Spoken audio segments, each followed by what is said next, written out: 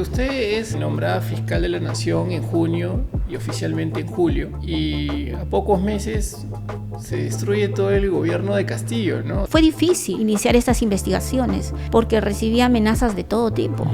Y además que se meten con lo que uno quiere más, que es la familia, ¿no?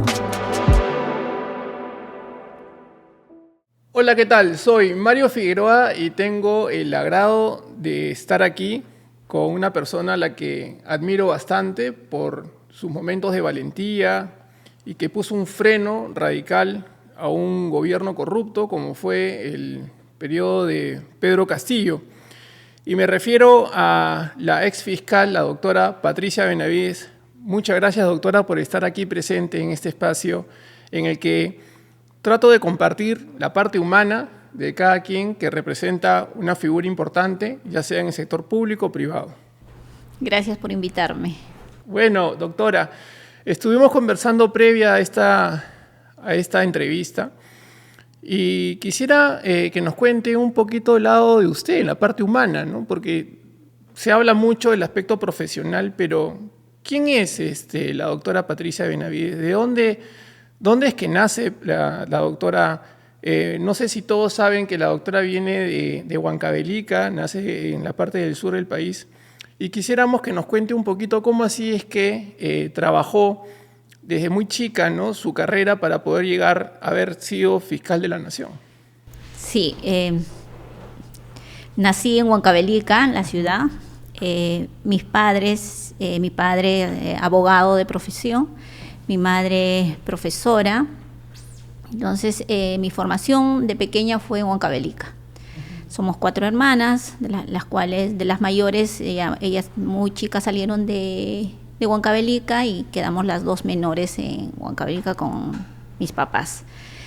Mi papá tenía siempre esa vocación de servicio, lo cual nos inculcó a todos, nos inculcó los valores de responsabilidad, puntualidad sobre todo, porque los domingos teníamos que tomar desayuno toda la familia y teníamos que estar todas bien bañadas, cambiadas en la mesa a las 8 de la mañana. ¿Y usted es la mayor de las hermanas? La última. La menor. La última, sí. Ajá. Entonces, por eso es que yo permanecí con mis papás hasta que terminé el quinto de secundaria. Yo hice primaria y secundaria en Huancavelica. Pero siempre mis vacaciones lo pasaba en Lima, pero no en vacaciones, sino estudiando, adelantando cursos de matemáticas o haciendo cursos se estudiaba mucho la mecanografía, me acuerdo, para dominar la máquina de escribir. Siempre veníamos en las vacaciones de verano y en las vacaciones de julio. Entonces, y como mi papá tenía su estudio, siempre me llevaba para apoyarlo. Y desde que estaba en el colegio, me acuerdo que mi mamá se enfermó y ellos salieron de emergencia de Huancavelica. Entonces dijeron, ahora, ¿cómo queda el estudio? Y yo le dije, pero yo lo puedo ver. Estaba yo en quinto de secundaria, yo lo puedo ver, yo lo puedo manejar. Y mi papá, antes de viajar, me explicó, estas demandas están en curso, esto, y está el secretario que te puede ir orientando. Y esa vez no había celular, no había nada, entonces uno tenía que actuar inmediatamente. Así que estuve como 2 meses a cargo del estudio de mi papá, y lo llevé bien, y incluso hemos producido con el secretario, y desde ahí vi que tenía esa vocación, ¿no?, de servicio, porque Huancavelica es una ciudad también donde hay mucha pobreza, donde tú ves ahí la necesidad de la población, porque la ciudad es pequeña, pero alrededor en los campos las casas son de piedra, hay mucha pobreza. Entonces, y esas personas a veces vienen a la ciudad y quieren, ahí entre ellos se originan líos, pleitos por temas de tierras, hay veces hasta por un ganado, por algo. Entonces ahí me nació esa necesidad de querer apoyar y ayudarlos siempre. Ahora, ¿y sus hermanas en esa etapa que usted asume la dirección de la empresa de su padre? estaban estudiando también en la Es que universidad. como ya eran son mayores, ya mis hermanas estaban todas en Lima. Ya, claro. Sí, ya, o sea, la única que ya estaba en Huancavelica era yo. ¿Y todas son abogadas? Somos 3 abogadas y una médico. ¿Y quién es la médico, la mayor? No, la tercera. La tercera. Las 2 mayores abogadas, la tercera médico y yo la última abogada. Huancavelica, ¿cuál es la actividad económica de la zona? La agricultura, y ganadería. Minería Y la por ahí. minería fue un boom al inicio, ¿no? Ya. Por eso es que se dice que es la tierra del mercurio, ¿no? Porque había bastante mercurio. Ajá. ¿Y Pero hasta ahora o ya no? hasta ahora hay minas, pero ya no es ese boom que había hace años atrás. ¿Y pudo repercutir ese auge económico que tuvo en su momento la minería en la ciudad de Huancavelica o no? Huancavelica no, siempre ha sido una ciudad pequeña y lamentablemente no siempre tuvo ese surgimiento que debió tener, donde había por el canon minero y por todo, ¿no? Y tenemos la hidroeléctrica también de Claro. Mantaro que está en Huancavelica, pero no, o sea, Huancavelica siempre se quedó en lo que es la pobreza. Es una de las, creo que ciudades ahorita que es donde la pobreza es extrema. Y ese carácter y audacia que tuvo a los 15 y 16 años de asumir esa responsabilidad y también la confianza de tu papá en darte esa responsabilidad, ¿no? Que es una responsabilidad muy grande. Y de ahí viene a Lima. Sí, de ahí terminé el colegio a los 15 años. Wow. Lo que pasa es que a mí me inscribieron en el colegio Muy estudiosa, a los, siempre ha sido, sí, a los 5 años, pero entré como alumna libre porque no me podían inscribir porque no tenía los 6 años. Ajá. Entonces, pero como vieron que mis notas eran excelentes, ahí ya me inscribieron. Siempre he sido primera alumna. Mira. Desde primero de primaria hasta quinto de secundaria siempre he sido la primera alumna. Y ahí viene a la capital. A la capital postulé a la Universidad de Lima ¿Y por qué la Universidad de Lima? por la cercanía a mi domicilio. Ya. Yo vivía en San Borja, entonces presenté mis papeles, postulé y me acuerdo que quedé en el puesto 93, creo, de toda la Mira. 92, 93, sí. Ya. Y entonces ya ingresé, ya me quedé y los 6 años de estudios. Y también fui la segunda en obtener el título, ¿no?, de abogado, Wow. de toda la promoción. O sea, siempre usted ha destacado, digamos, ha sido competitiva también, ¿no? Porque Siempre he sido competitiva, siempre me ha gustado estudiar y ser una de las primeras en lograr los objetivos, ¿no? ¿Y cómo es que entra al mundo de fiscales a hacer carrera? O sea, ¿cómo es que entra? Sí, entonces saqué el título y Sí. estaba apoyando a mi papá y estaban convocando para fiscales en Huancavelica. Y mi papá me dice, ¿por qué no regresas a Huancavelica a comenzar ahí tu carrera como fiscal? Y porque mi papá me conocía que me gustaba apoyar mucho, ayudar mucho. Entonces, y yo le dije, regresar nuevamente de haber salido ya estudiando todo lo que es la universidad, en regresar a Huancavelica, le digo, Sí, es pues, un sí, poco como- complicado, pero mi papá me dice, en eso consiste la vida, en asumir retos. Y le dije, pero sí, ya, si voy a Huancavelica voy por un tiempo determinado, pero ya yo quisiera ya comenzar en Lima, ¿no? Pero, y así se dio, presenté mis papeles, estaban ante la convocatoria, y me llamaron y me nombraron como fiscal en Huancavelica en la época de terrorismo. Ya, wow. Y encima todavía... ¿Qué año era? El 95. Ya. Pero yo había vivido en la época, en la época dura, el 84, desde el 80 en Y ahí Huancavelica. mataban alcaldes, era terrible. Terrible, no dormía Sí. ni en el domicilio, tenías que ir a dormir porque, o sea, a partir de las 6 los bombazos, no había luz, o sea, la vida era terrible. Entonces, y volví y nuevamente ya como fiscal en el 95 y me acuerdo que todavía había los atentados terroristas, ¿no? Y fuerte, o sea, y tenía que ir a hacer los levantamientos de cadáveres. Tengo acá fijo en la memoria, nunca se me voy a olvidar cuando más o menos a unos 45 minutos de la ciudad de Huancavelica, o sea, hubo un atentado terrorista donde volaron un camión con una tropa de policías, más o menos unos una veintena de policías muertos, ¿no? Y encima, al hacer el levantamiento de cadáver, o sea, no era que las personas estaban enteras, sino que sí, pues, estaban mutiladas, el brazo mutilados, un lado por un lado, armar y todo eso. Así, y luego, y saber que el ir también es un riesgo. Y el investigar también, peor. Y también, entonces todo esos riesgos sí lo he asumido en la época. Claro, yo me acuerdo de los jueces con claves, no, o sea, sin rostro, o sea, no los veía, rostro, sí. claro, sino a través de unas lunas, ¿no? Porque, o sea, eran las amenazas continuas, ¿no? Y que la gente de hoy, los jóvenes, no lo entienden, pues. No lo entienden porque es que no está no les enseñan dentro de la historia de nuestro Perú, que debería ser, ¿no? Porque creo que eso es importante, de que sepan todo lo que hemos pasado años desde la época que comenzó el terrorismo hasta yo creo el 95 más o menos, que ya comenzó. Claro, porque para los que no saben, que nos están viendo, prácticamente también las universidades estatales estaban tomadas por la izquierda radical, terrorista, ¿no? Y hacer frente a ellos era terrible, porque amenazaban no solamente a ti, sino a toda tu familia, y uno lo que veía en televisión era atroz, ¿no? Lo que vivíamos. Sí. La verdad es que yo era muy joven, pero sí recuerdo los coches bombas, los apagones, la amenaza de salir, los toques de queda, eran terribles. Los toques, encima que tú salías y veías que delante de ti mataban a una persona, sí. O sea, pasaban con un silenciador y le disparaban y la persona quedaba ahí, uno quedaba, pero... Sí, ya, ¿y ahí se quedó cuánto tiempo?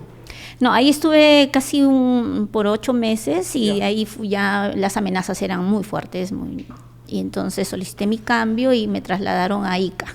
Ya. En Ica estuve 7 años como fiscal adjunta provincial. 7 años. 7 años, sí.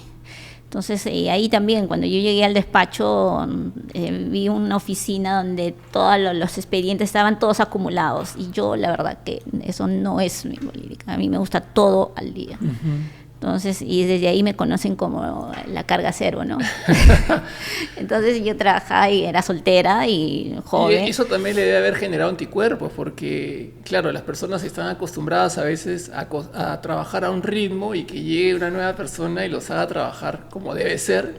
Es como que, claro, los malos elementos se ven como el antipático, ¿no? Claro, al inicio, pero después cuando ves, y además ya te tienes que rodear de gente que esté en esa misma línea, ¿no? Que quieran trabajar todo al día.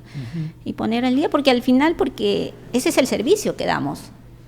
Que detrás de cada expediente o cada carpeta fiscal hay una sola, no es una sola persona, es una familia. Y a veces en una carpeta hay varias personas involucradas, varias familias. Entonces, que están esperando una respuesta. Así es. ¿Y cómo vamos a hacer esperar años? Entonces siempre he dicho que justicia tardía no es justicia. Claro, lo que uno siempre escucha es que no hay recursos económicos, que no hay las formas de cómo agilizar o viabilizar o cortar los tiempos, pero esa actitud, ¿no? Es que uno tiene que tener mística. Si uno entra a trabajar para el Estado, para lo que es dentro de lo que es la administración de justicia, bien dentro del Ministerio Público, Poder Judicial, tiene que tener mística de trabajo.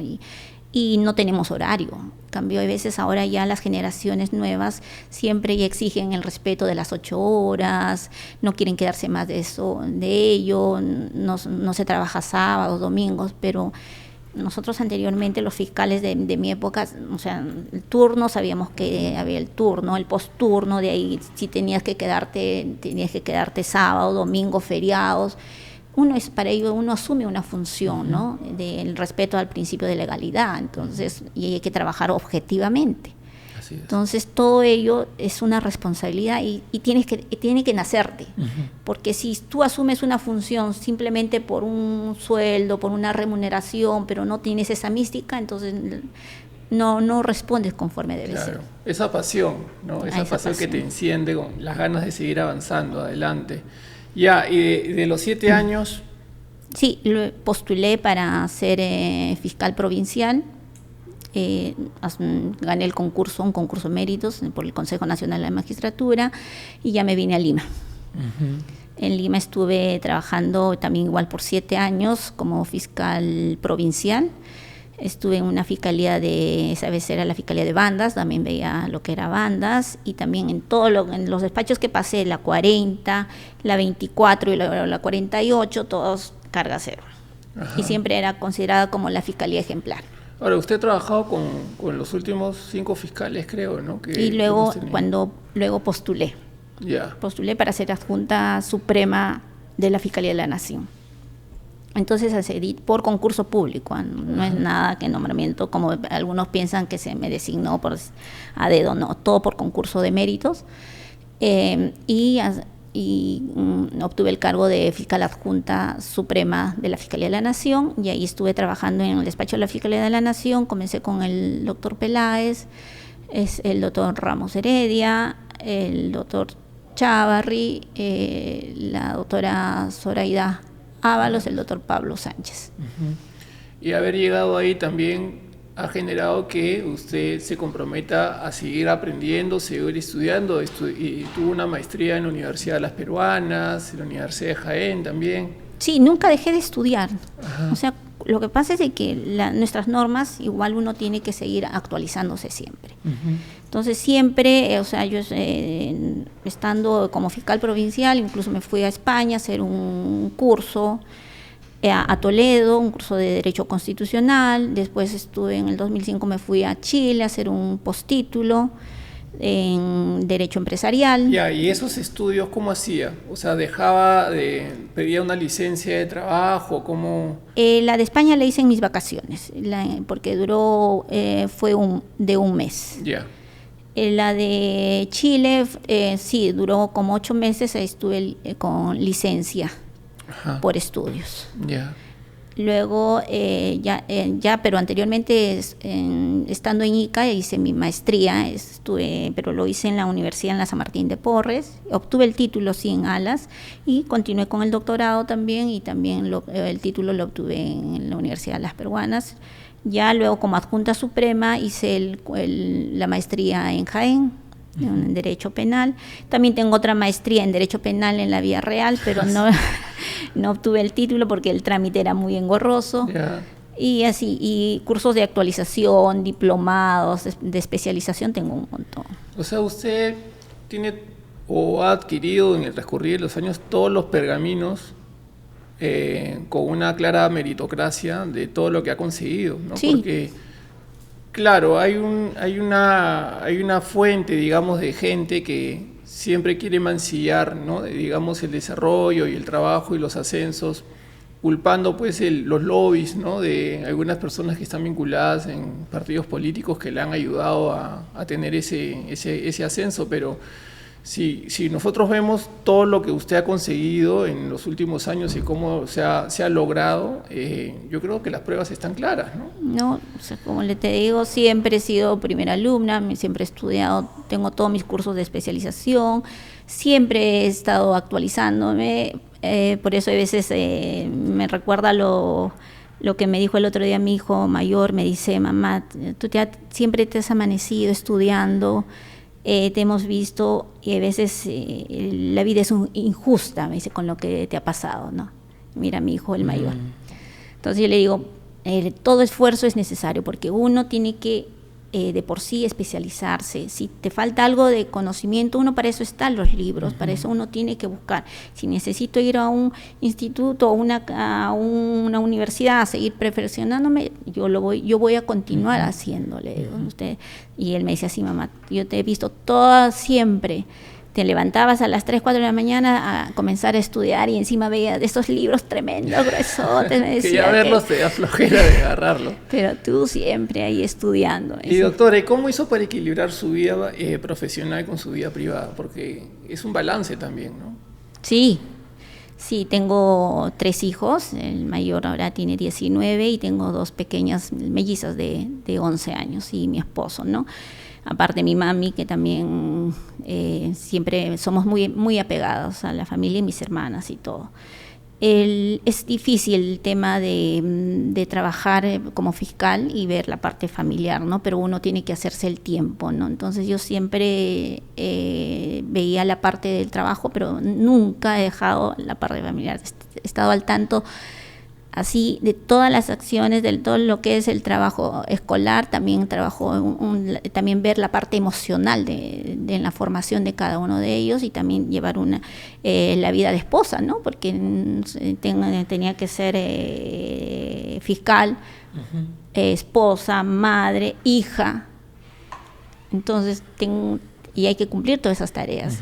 Y uno tiene que darse el tiempo para poder cumplir cabalmente cada una de esas tareas que uno tiene. Y eso es lo más importante, ¿no? Porque a veces uno se enfoca, claro, de lleno al aspecto profesional, pero descuidas también un elemento que es tan importante, que es la familia, ¿no? Que es la raíz de todo, ¿no es cierto? Porque si no estuviera una familia como usted, yo me imagino en la situación en la que uno estaría, ¿no? Porque en los peores momentos también la familia te recoge, te acobija, ¿no? Así es, en los peores momentos siempre es la familia la que te da el abrazo que uno necesita, eso, ¿no? Eso, doctora. Sí. Y bueno, y usted entra como fiscal después de que a la fiscal Zoraida Ábalos la suspenden, ¿no? No, ella termina su periodo. Termina su periodo y luego por concurso de méritos postulo como fiscal suprema, ya, o sea, por eso te he dicho, he cumplido con todos los peldaños, fiscal adjunta provincial, fiscal provincial, adjunta suprema, luego postulo para ser suprema, todo por concurso de mérito. Yeah. Entonces postulo y obtengo el primer puesto también. Wow. Entonces, como fiscal suprema. Ajá. Entonces se me nombra como fiscal suprema y entonces ya había terminado el mandato de la doctora Zoraida y estaba el doctor Pablo Sánchez como interino. ¿Quién elige al fiscal interino? Es que como no ya había cumplido el periodo, entonces interinamente era el fiscal supremo más antiguo que quedaba. Sí. El fiscal supremo más antiguo es el que asume hasta ese periodo interino. Hasta que se nombre el fiscal de la nación, ¿no? Entonces la Junta de Fiscales Supremos se reúne, entonces ya éramos con el doctor Villena dos nuevos y estaba el doctor Pablo Sánchez y la doctora Zoraida Ábalos. Y como fiscal adjunta, cuando estuvo con la fiscal Zoraida Ábalos, ya estaba el Pedro Castillo como presidente, ¿no? Sí.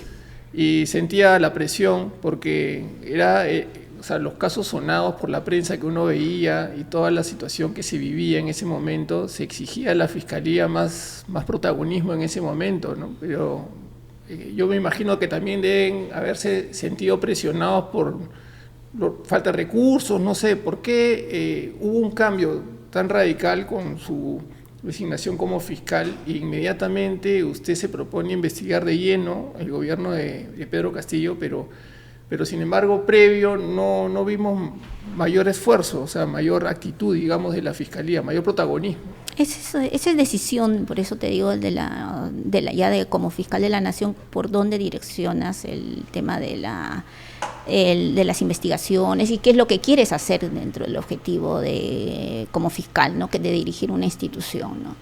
Entonces, la doctora Zoraida tenía su política, que ella tomó la decisión de aperturar una investigación y archivarlo hasta que termine el mandato de Pedro Castillo, ¿no? Es una decisión que tomó ella, ¿no? Luego vino el doctor Pablo Sánchez como interino, que aperturó la carpeta, y luego ya se me nombró como fiscal de la Nación, y dentro de lo que yo, mi primer mensaje como fiscal de la Nación, dije que se iba a investigar. Como fiscal de carrera sé cuál es lo que es el objetivo principal de la institución del Ministerio Público, ¿no? Entonces yo ahí dije, se va a investigar, y sí se podía, porque había muchos interpretaban que la Constitución que sí se podía, que no se podía, pero de acuerdo a mi punto de vista sí se podía investigar y se podía... Sí, porque se querían agarrar de eso, ¿no? Que no era... la Constitución no permitía de que un presidente sea investigado, pero sí lo permite. Sí, que no sea sentenciado es otra cosa, ¿no? Que no sea acusado. Así no es cierto. Ya, y usted asume y crea el equipo especial de fiscales contra la corrupción del poder, ¿no? Así es. Es una estructura que usted lo crea, porque no existía. Como fiscal de la Nación tienes la posibilidad de formar equipos especiales, entonces que dependen directamente de la Fiscalía de la Nación. Porque ya existía el equipo especial de Lavallato. Hay otro equipo especial que es de Cuellos Blancos. Entonces yo entro y entonces formo lo que era el equipo especial y yo le pongo el nombre, esa es mi creación, de corrupción en el poder.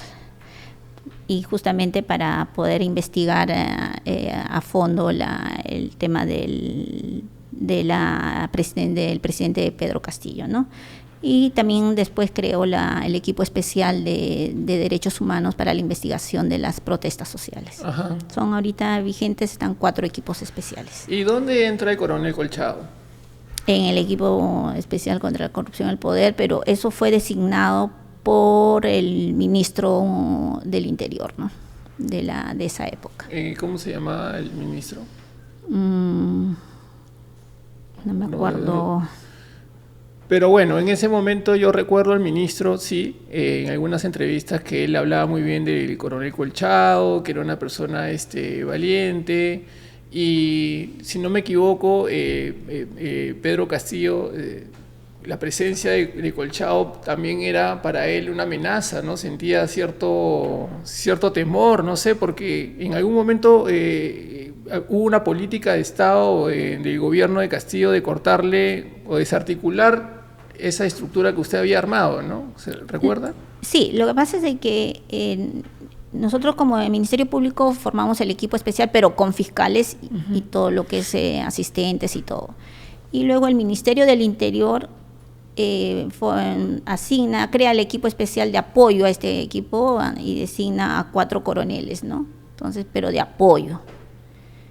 Y también ahí, como vieron, de que ellos, pero esta era para investigar a los no aforados, eso hay que poner en claro. Yo nunca trabajé con Colchado, ni con Lozano, ni con los otros generales, no. Porque en la Fiscalía de la Nación veíamos todo lo que era aforados y era Castillo, y todo lo que son presidente, ministros, congresistas.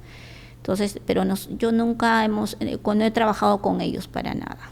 Siempre este equipo de la policía era para la investigación de los no aforados, pero como en los no aforados estaban los colaboradores, por eso es que quisieron desintegrar esa vez, ¿no? El equipo para que no sigan investigando. Porque usted es nombrada fiscal de la Nación en junio y oficialmente en julio, y a pocos meses se destruye todo el gobierno de Castillo, ¿no? O sea, yo creo que también ha sido su valentía, su fuerza, su coraje de enfrentar la corrupción que desestabilizó, ¿no? Como un resultado a que este señor no sé qué quiso hacer en diciembre, ¿no? Gracias a Dios. Fue un nefasto intento de golpe de Estado, pero que dirigiéndose a la Embajada de México, inmediatamente lo interceptan y es ahí donde usted lo ve cara a cara, ¿no? ¿Qué fue lo que pasó en ese momento? Sí, lo que pasa es de que fue difícil. Sí, claro. No fue fácil comenzar iniciar estas investigaciones, porque recibía amenazas de todo tipo. O sea, para que la población sepa, estar en el cargo de fiscal de la Nación no es cosa fácil. Y además que se meten con lo que uno quiere más, que es la familia, ¿no? Entonces, recibí amenazas de todo tipo, recibí amenazas contra mis hijos, contra mi esposo, entonces eso a uno le desestabiliza, pero aún así seguí para adelante, dije no, vamos a continuar con las investigaciones pese a todas las amenazas. Te vienen de uno u otro lado los ataques mediáticos y uno tiene que ir superando valla tras valla, es recontra complicado. Entonces, y nosotros veníamos investigando y con todo era un trabajo de mañana, tarde y noche. Era trabajar sábados, domingos, los feriados, ir construyendo las carpetas fiscales y que teníamos que tener los elementos de convicción y siempre trabajando objetivamente, ¿eh? Nunca, o sea, con el enseñamiento, decir, ¿sabes qué? Sí, es culpable cuando de repente no era culpable. Nosotros siempre, ellos todos en la Fiscalía me conocen, mi trabajo objetivo, siempre consiguiendo de un lado y de otro lado, porque el fiscal tiene que ser objetivo. Entonces, y fue un trabajo bastante duro hasta que el día, en diciembre, el 7 de diciembre, ocurre lo del golpe de Estado, entonces es un delito flagrante. Es capturado por la policía y lo llevan a la prefectura, donde me comunican la detención y que como fiscal uno tiene que ir a ver a pasar, a levantar las actas correspondientes para ver su integridad, que no le pase nada, hacerle conocer que puede ser asistido por el abogado y que se le va a practicar todas las diligencias conforme lo señala la Constitución, la ley y las leyes procesales, ¿no? Uh-huh. Entonces, por eso es que concurrí a la prefectura, donde estaba ahí detenido, ahí es donde se le ve, y ahí estaba con el doctor Aníbal Torres, ¿no? Ahora, paralelamente a la historia, viene el aspecto personal. Debe haber sido bastante difícil lo que tuvo que pasar y lo que menciona con respecto a su familia, ¿no? Porque tiene 3 hijos, tiene su esposo, ¿no? ¿En algún momento dudó? O sea, ¿en algún momento le vino ese cuestionamiento hasta dónde puedo llegar? O sea, estoy demasiado enfocada, apasionada, pero también tengo una familia a mi lado, ¿no? ¿Qué pasaba por su cabeza y dónde encontró usted esa fuerza de seguir hacia adelante? El apoyo de mi familia, porque hablaba con mi esposo y decía, esto es súper complicado, porque había días en que uno, o sea, ya ni dormía uno, porque, o sea, por la preocupación, no solamente del trabajo, sino la preocupación de que le pueda pasar algo a mi familia, ¿no? Entonces, y él siempre me decía, igual que mi madre, me decía, uno, si estás ahí es porque uno tiene que cumplir, y si ya estás ahí, hay que cumplir la función a cabalidad. Entonces, con esa fuerza que me da la familia, yo también seguía trabajando y luchando, ¿no? Porque, mira, nosotros hemos visto gobiernos que están con muchas denuncias por actos de corrupción, pero este último ha sido ya una cosa que han sido criminales los que han rodeado a Pedro Castillo, ¿no? Personas que han estado denunciadas penalmente y la verdad el entorno eran personas que uno se podía esperar lo peor y la verdad es que hay que tener mucha valentía.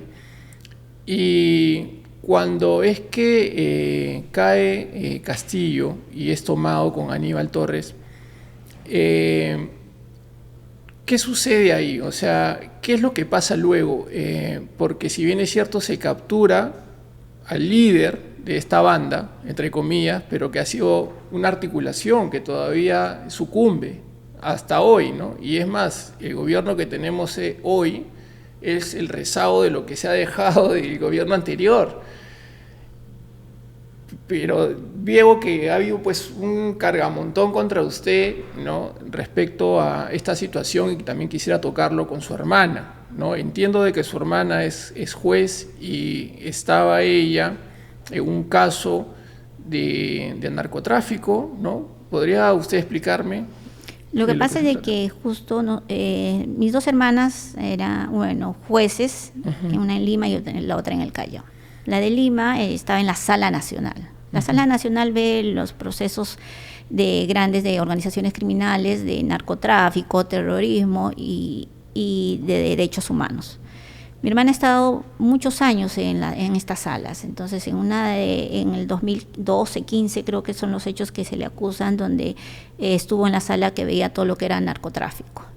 Entonces, como todos magistrados, a veces nosotros, o sea, nos interponen denuncias, quejas, y nosotros dejamos que se investigue, ¿no? Porque sí, es común que el que siempre sale algo en contra de alguien, siempre te queja o te denuncia. ¿Sí? Después al final se investiga y se archivan las investigaciones. Pero el caso de mi hermana justo se tomó como un caso ya cuando postulé y ocupé el primer puesto en el examen escrito para ser fiscal supremo. El caso de mi hermana se aceleró, pero así, pasó de una etapa a otra, pero rapidísimo.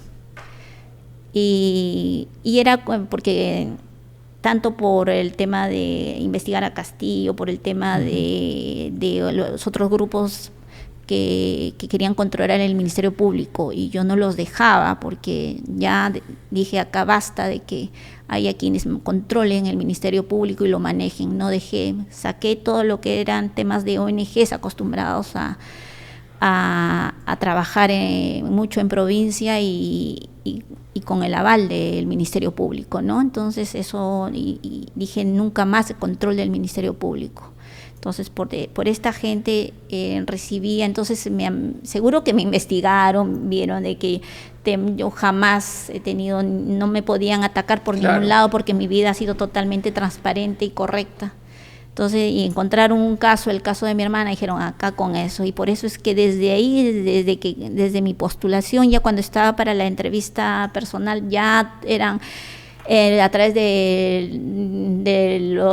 la prensa, temas mediáticos sacar, ¿no? De que yo tenía una hermana que estaba siendo investigada por narcotráfico y todo eso, pero, o sea, de un caso pequeño lo hicieron tan grande que la verdad que ahí vemos cómo es la maldad de las personas, ¿no? Ya, pero ¿qué sucede con esta fiscal? O sea, esta fiscal estaba investigando esta denuncia que le habían hecho a su hermana, y esta fiscal también estaba teniendo el caso de los cuellos blancos, ¿no? ¿Es así? No. La fiscal, la que estaba viendo el caso es una fiscal suprema provisional, Ya. la de mi hermana. Cuellos Blancos es otra fiscalía. No, es otra fiscalía suprema, donde estaba el doctor Fernández Alarcón. Ya. Entonces, cuando ingreso yo como fiscal de la Nación, siempre, o sea, por eso te digo, a mí me conocen carga cero. Entonces, Sí, yo lo claro. primero, yo dije, voy a ir de arriba, desde los supremos hasta los provinciales. Porque a veces entran, la política de los fiscales de la Nación siempre era ver la carga de los provinciales y luego no se veía nunca lo de los supremos. Pero yo dije, no, vamos a hacer al revés, vamos a dar el ejemplo. Vamos a dar el ejemplo que nosotros vamos a ponernos metas para trabajar y vamos a pasar el 50% de nuestro trabajo y hasta el 80%, el 100% para demostrar que sí se puede estar al día a los superiores y a los provinciales. Por eso es cuando ingresé pedí el reporte de la carga de los fiscales supremos provisionales, porque titulares no se puede, tú sabes, ahí hacer nada. Entonces me traen y veo que la carga de esta fiscal era del 47%, o sea, menos del 50%. Dije, no, con esto no va a funcionar, tenemos que hacer el cambio. Por eso es que yo hago el cambio de fiscal. Pero ya lo mediático dicen que yo la cambié porque estaba viendo el caso de mi hermana. Pero el caso de mi hermana ya estaba en etapa judicial, ya no dependía de ella, dependía de la decisión de un juez, conforme ahorita se está tramitando. Entonces, pero mediáticamente hacen creer otra cosa, ¿no? Hacen creer otra cosa. Entonces, por eso es el cambio. Y el cambio del otro fiscal supremo, que es de Cuellos Blancos, él renunció y por eso se cambió. ¿Y a quiénes se coloca? Cuando postulé, o sea, ahí habían 2 vacantes. Y luego hay los que han pasado todas las etapas y quedan con un puntaje por encima del 66.6 de puntaje, quedan como candidatos en reserva. ¿Qué significa? Que pueden ser llamados, si hay una vacante durante el año, son llamados a cubrir esas plazas. Entonces, habiendo una lista de candidatos en reserva, yo dije, gente que ha postulado, que tiene méritos, han pasado un examen escrito, un examen un curricular, el tema de análisis de caso, luego una entrevista personal. Entonces, ¿por qué no convocarlos a ellos para que ocupen las plazas de fiscales supremos provisionales? Y convoqué al doctor Uriel Terán y al doctor Franklin Tommy, que estaban como candidatos en reserva. Y son ellos los que han ocupado esas plazas. Y ahí la fiscal Revilla nunca postuló. O sea, a veces se aferran a un cargo. Ahora, a sabiendas de esto y no contentos, creo yo que con el vinculada a la hermana y esta escena de manipulación que usted tuvo, ¿no?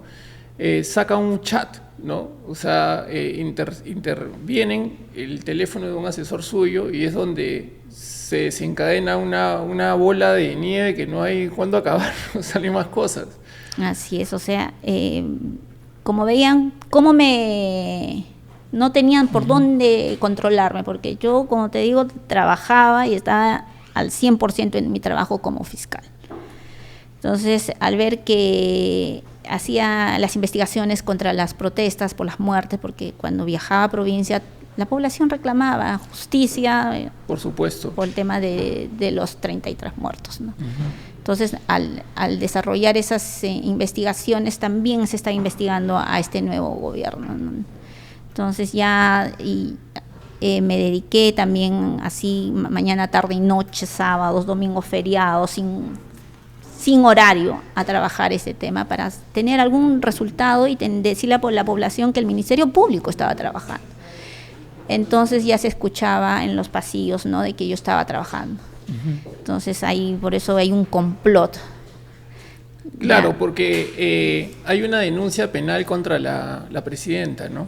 Y usted acepta esa denuncia y ¿no es así? Yo formulé esa Claro, denuncia. usted formuló esa denuncia La constitucional. penal, contra la presidenta y ahí es cuando...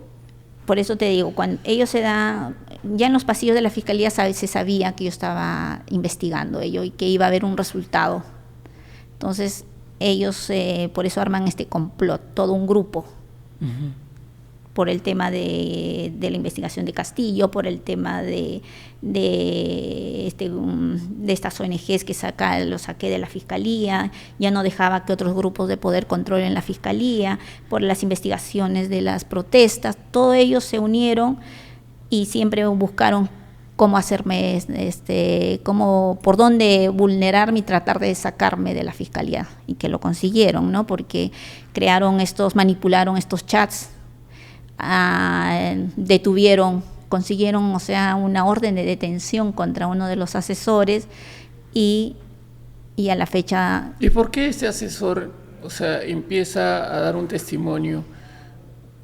No sé cuál sea su interés, o sea, si uno dice la verdad, ¿no? ¿Por qué él empieza a decir tantas cosas o se genera tantas historias?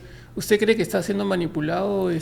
Lo que pasa es de que cuando están detenidos, a veces les dicen, pues, sé colaborador o te quedan 36 meses hasta que demuestres tu inocencia, ¿no? ¿Cuánto tiempo lo conocía a ese asesor usted? Lo conocí desde el 2015 más o menos, y lo conocí en la fiscalía. Cantidad de años, sí, ¿no? en la fiscalía.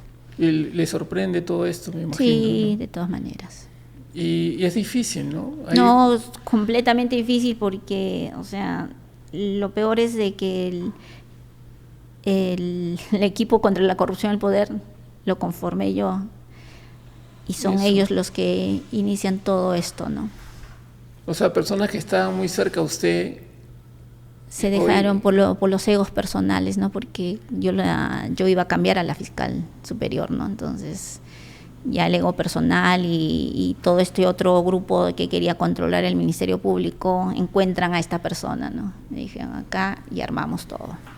Y lo armaron, porque ahora se está demostrando que estos chats son totalmente manipulados. Nosotros hemos presentado una pericia de parte donde, o sea, no tienen ni siquiera un código hash, no se va a poder demostrar de cómo estos chats, y a través de este armado, de este caso, es que tratan de irse, como nosotros los fiscales decimos, a la pesca, ¿no? Ya a ver por dónde atacamos, por dónde fastidiamos, y me crean carpetas fiscales penales por diferentes dichos, ¿no? Ni siquiera hay nada, pero tratando de fastidiar, de involucrarme, y a la par con la Junta, ¿no? Ese acuerdo que hay, ese contubernio, y la Junta también apertura por un caso penal que ya me estaban investigando, ellos me aperturan, me suspenden por esos famosos chats que ahora saben que son manipulados. Luego velozmente me abren otro proceso disciplinario por el tema de este cambio de esta fiscal y me destituyen. O sea, cuando en la Junta tienen procesos disciplinarios de muchos años atrás. Mi caso era el 100, por decir, y ellos tienen 100 casos por ver. No, ven el caso 100 y dejan de ver todo lo demás. El objetivo, ahí se demuestra, el objetivo es Patricia Benavides sacarle de la fiscalía, ¿no? ¿Bajo qué intereses? O sea, ¿qué grupos de poderes están ahí? Hay de todo, como te digo. No, los que quieren controlar la fiscalía. Ya lo tomaron la fiscalía, ¿no? ¿Y por qué Zoraida Ábalos, entiendo yo, que quiere recuperar la fiscalía? O sea, ¿quiere tomar nuevamente el cargo de fiscal? Desconozco si querrá tomarlo. Doctora, ¿cuál es la reflexión que saca todo esto? Porque escuchando su testimonio, ¿no? Y viendo lo emprendedora, lo perseverante, lo tenaz que usted ha sido desde muy pequeña, ¿no? De poder haber llegado a estas instancias, de ser fiscal de la nación, de ser un ejemplo y de verdad un orgullo en algún momento para todos los peruanos que nos sentíamos tan identificados con usted. Y todos aún los que creen en usted. Pero, ¿qué reflexión saca de todo esto, no? ¿Qué pasa con este país? Yo, como le dije inicialmente, soy un empresario, emprendedor, y tengo 45 años y vengo escuchando, lamentablemente son 6 presidentes que han pasado en 5 años, todos investigados por actos de corrupción. O sea, ¿dónde está nuestra dignidad, nuestra integridad, nuestro norte como país, como peruanos, ¿no? Tengo hijos pequeños y usted también, entonces, ¿qué lectura le estamos dando a ellos, ¿no? ¿Qué reflexión saca usted de todo este camino? Ay, nuestro Perú es tan grande, tan rico en todo, pero lo que nos falta es el trabajo de principios y valores, la educación. Hay mucho analfabetismo, entonces, y de eso se valen los políticos. Creo que el gobierno debería ver el tema de la educación y que todo peruano, peruana, todo niño, niña tenga ese derecho, porque es un derecho a que se le instruya. Y las familias también instruirles en el tema de lo que es un principio, un valor. Por ejemplo, yo veo el tema de que la integridad que debe tener toda persona humana para llegar a estos puestos. Si tienen la mística, no llegar a un puesto bien por concurso o bien por votación popular, no por un tema económico, sino porque uno quiere trabajar para la población. Entonces, deberíamos buscar que la educación en nuestro Perú mejore, ¿no? No hay analfabetismo cero, que el presupuesto se destine al tema de la educación. Yo creo que ahí está lo álgido, y así al tener educación, instrucción y también el trabajo de familia, que la familia trabaje apoyado con el tema de los valores que debe tener toda persona humana, creo que nuestro Perú sería diferente. Sí, yo creo que la educación es algo tan importante, pero sobre todo la integridad, ¿no? El trabajo de familia, ¿no? Porque vemos muchos profesionales también que carecen de valores, ¿no? Así o sea, que llegan a ocupar puestos importantes, pero para no servir al país, sino para servirse ellos mismos, ¿no? Y claro, uno dice, ¿y por qué los buenos no entran? Porque imagínense lo que le está pasando a usted. O sea, uno dice, yo tengo una familia también, ¿no? Entonces el costo de entrar al sector público es muy alto, ¿no? Porque haciendo las cosas bien, lamentablemente para el efecto del mal eso repercute, ¿no? Y de una u otra manera te van a buscar la sin razón para hacerte daño. Te buscan la sin razón y te buscan hacerte daño, más daño, más daño. Esa es la lectura. Así es. Y eso es lo malo, pues, porque cuántas personas, y de verdad, con las que yo converso y hablo, quisiéramos hacer un cambio, porque claro, es muy fácil hablar, uno tiene que mojarse, ¿no? Tiene que entrar a proponer, aunque sea con un granito de arena, algo más, porque en el sector privado lo hacemos, pero no basta, ¿no? Hay que entrar a poner un poco más de limpieza y orden al sector público, como usted bien lo ha hecho, pero el final es triste. Así es.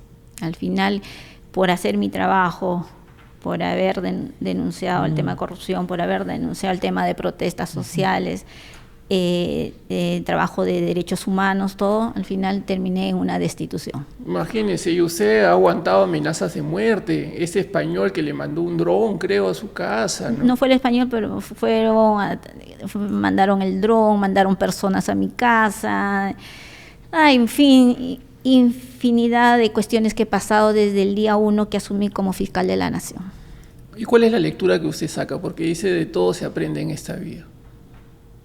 A no confiar en las personas que a veces te muestran bonita sonrisa y por detrás son otra persona, ¿no? Siempre creo que hay que mirar el corazón espiritual de las personas para poder trabajar con ellos, ¿no? ¿Y qué es lo que se le viene, doctora? ¿Qué es lo que se viene más adelante para usted? No, seguiré luchando porque se están interponiendo las acciones legales que correspondan. He interpuesto una reconsideración a la destitución. seguiré por el camino que corresponde, el amparo, hasta que llegue al TC. El TC es un organismo que ve con mayor objetividad el tema. Sé que me van a al final dar la razón, que no se me ha respetado el debido proceso, se me han vulnerado muchos derechos. Entonces sé que al final me van a declarar nula esa resolución y voy a regresar al Ministerio Público. ¿Qué mensaje le deja a todos los peruanos que nos están viendo? Trabajar con mística, con vocación, trabajar mucho en la familia, en nuestros hijos, darles una educación buena y sobre todo en casa hablarles mucho de los principios y valores, que eso es fundamental para que esta juventud que sale, estas nuevas generaciones, sea diferente y nuestro Perú cambie poco a poco. Muchas gracias, doctora, por su tiempo. De verdad, haber escuchado su testimonio es duro, ¿no? Aceptar y entender, pero yo creo de que la vida siempre nos pasan las cosas porque tienen que pasar, y esto es un mensaje para todos nosotros que estamos en estos momentos con la ex fiscal, la doctora Patricia Benavides. Y yo sé que la justicia tarda, pero llega, doctora, así que con fe. De todas maneras, tengo una fe grande, sé que Dios está viéndonos, sé que Él va a poner las cosas en su lugar, es cuestión de tiempo. Así es, doctora. Bueno, eso es todo, amigos. Gracias por todo, vamos por más.